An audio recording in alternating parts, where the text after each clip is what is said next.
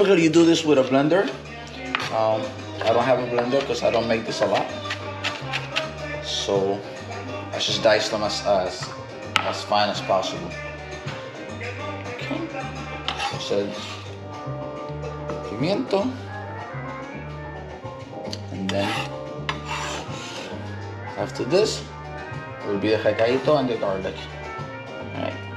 So stand by for that. Next, I'm gonna do el cilantro. I'm gonna try to cut as finely as you can. But if you have a blender, then you use a blender. You could do it with stem and all. Okay, you don't need to get rid of the stem.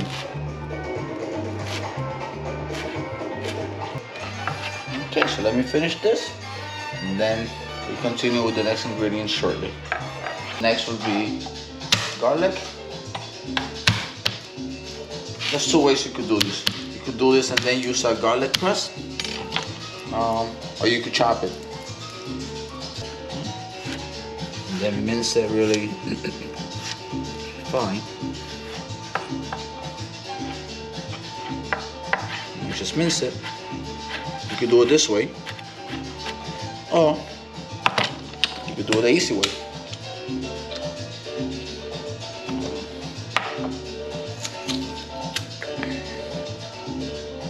I opt for the easy way. Now I'm putting 3. If you use a garlic is also to taste. You could also get powdered garlic, but there's no substitute for fresh garlic. Almost finished with my mise en place, and then we will start actually cooking. Some rule of thumbs. There's people that wash the rice, and there's people who don't. So back in the day, the rice used to be really impure. So my mom and her mom used to wash it and pick out all the impurities. Nowadays, it's not that bad. So if you rinse it off, you take some of the starch off the rice, which makes it tend to stick more. So what I do is I give it like 1 rinse, so I can maintain some of the starch in it. Again, I do it with cold water.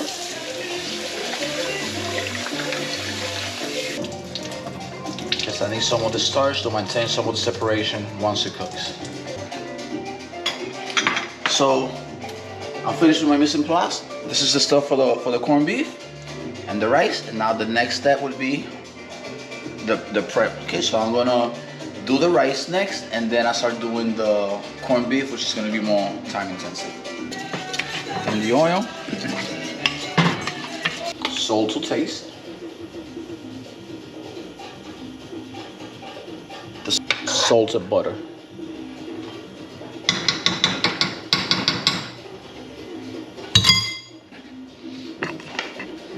cayenne pepper,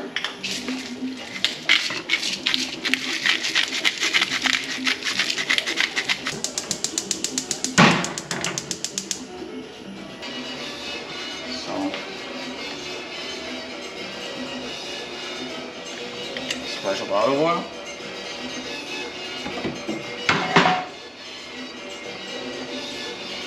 it's not too cold, the pan, because the pan is non-stick. It's just for flavor. Alright. So you want to do this in order, right? So you want to do the onion first, because it's what will take the longest to cook. Then the pimiento, then the garlic, and then finish con el cilantro.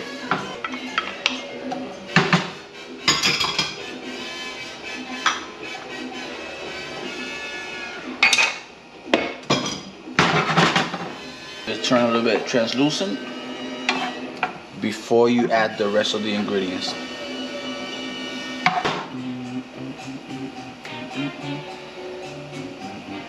So, right.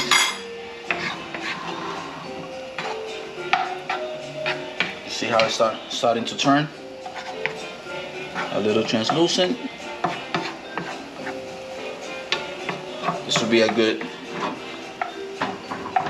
point to add your pimientos. Okay.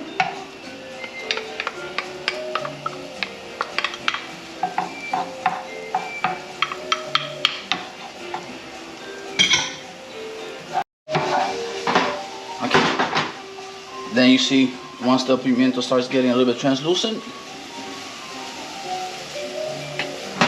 do the garlic.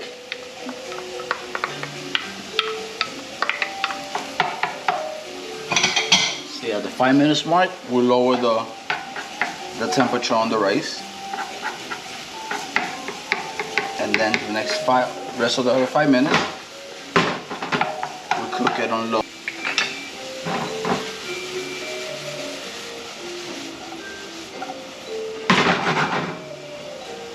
I wish you could smell that. So 5 minutes has passed, right? Now you lower the fire on the rice. Do not uncover it, okay? Because if you uncover it, then you lower the temperature of the pot inside, and it will take longer to cook.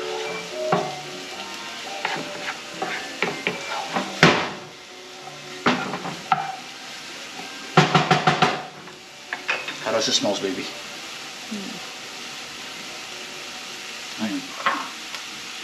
So I'm gonna lower this while I prep the rest, because this is gonna be the last thing that I'm going to put, so like that it doesn't roll too. And all of this goes before you put the corned beef, right? The corned beef is pretty much cooked, so you should saute all of this stuff prior to putting the corned beef.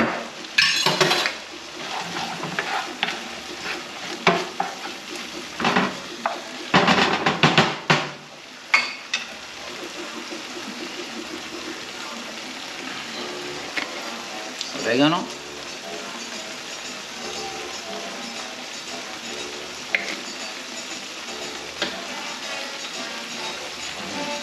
not going to do that. I'm making too salty. Pepper.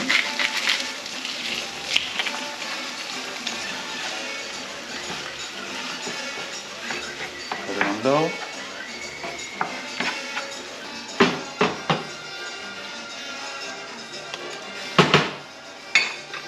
Point.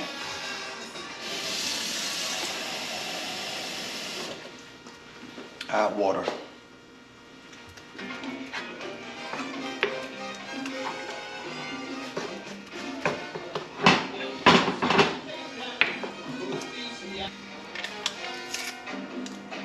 A little bit of sazon, not too much because the corned beef is already salty. Just add a little bit of sazon for coloring.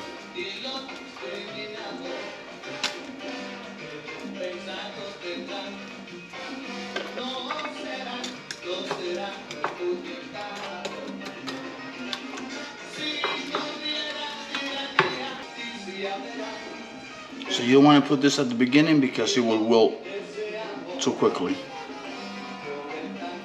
Okay. Unless it's part of the sofrito already, then it doesn't matter. But if you're doing it like this, you want to put it last so that it doesn't wilt too quickly.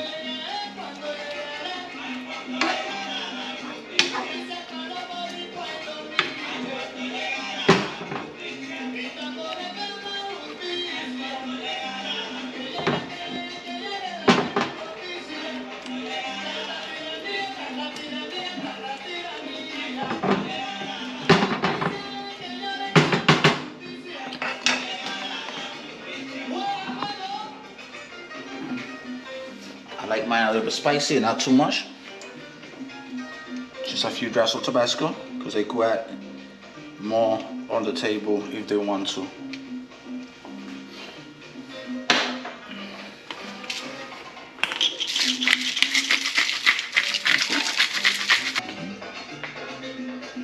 You just keep it covered. See, take a look at the rice. Key point here, I have not touched the rice. I have not uncovered it. I haven't flipped it. All I did is lower the heat and let it cook for another 5 minutes without touching it.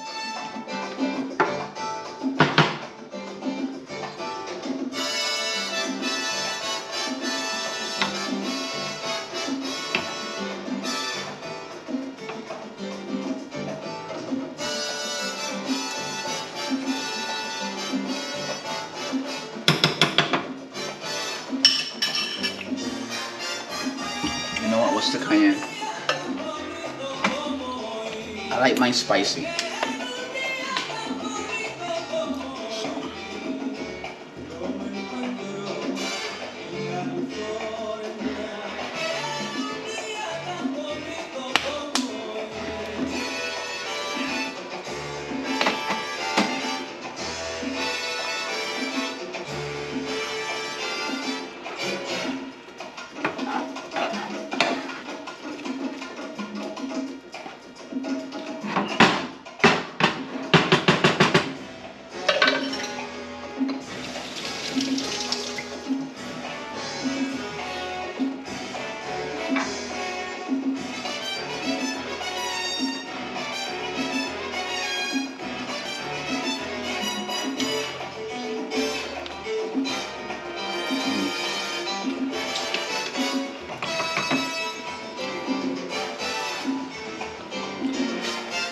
What's it missing?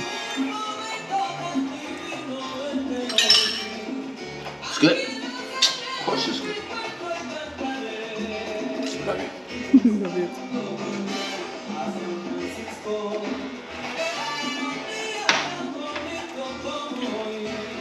Alright, so this is done. Now we just let it sit on low. And now let's tend to the rice. Alright, so come over here.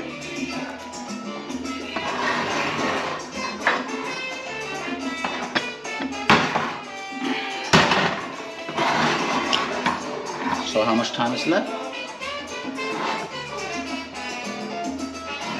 So you notice I didn't open this at all, right? Which is against what you've been taught all your life by your mom, your grandma, anybody that ever cooked in a Latin stove.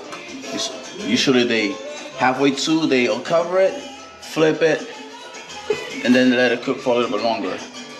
But if you do it this way, you'll have perfectly white rice every time. Alright, so 10 minutes on high. Once the water goes down, then 10 minutes on low. Right, I haven't touched it. It's the first time I uncover it. Before I do that.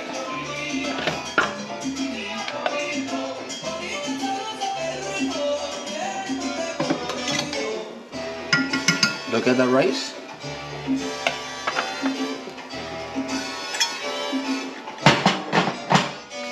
And with a fork, just loosen the rice. Loosen the rice.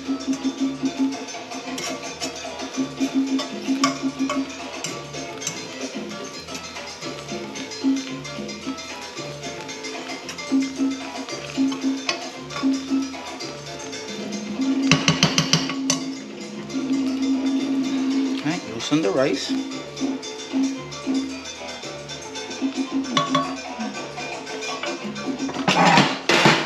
Let it cook with that uncovered for the rest so that it dries out.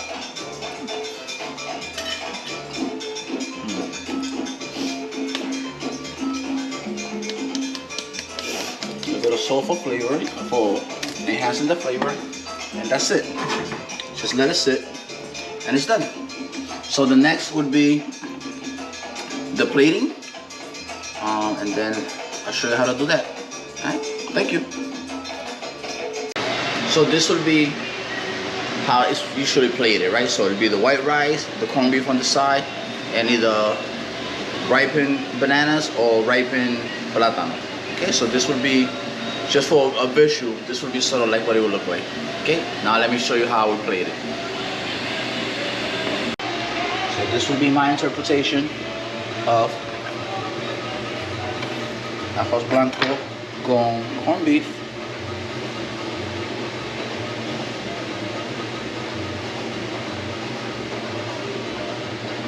And ripened bananas.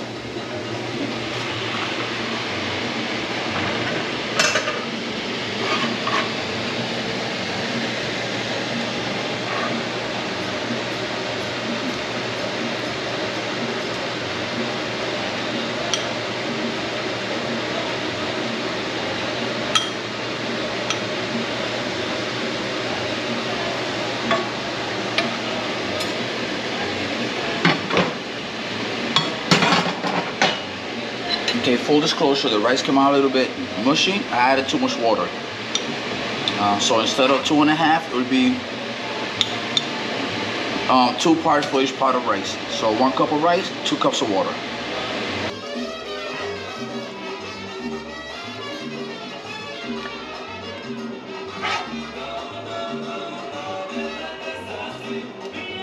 Just trying to get this as flat as possible so that it has a nice presentation on the plate.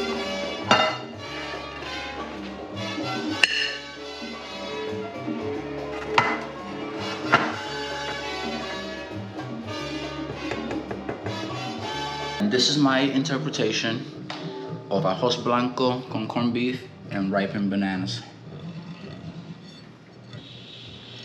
It's taking a humble plate and elevating the presentation of it. There's an edible flower and Puerto Rican malta. I hope you enjoyed it. Thanks for having me.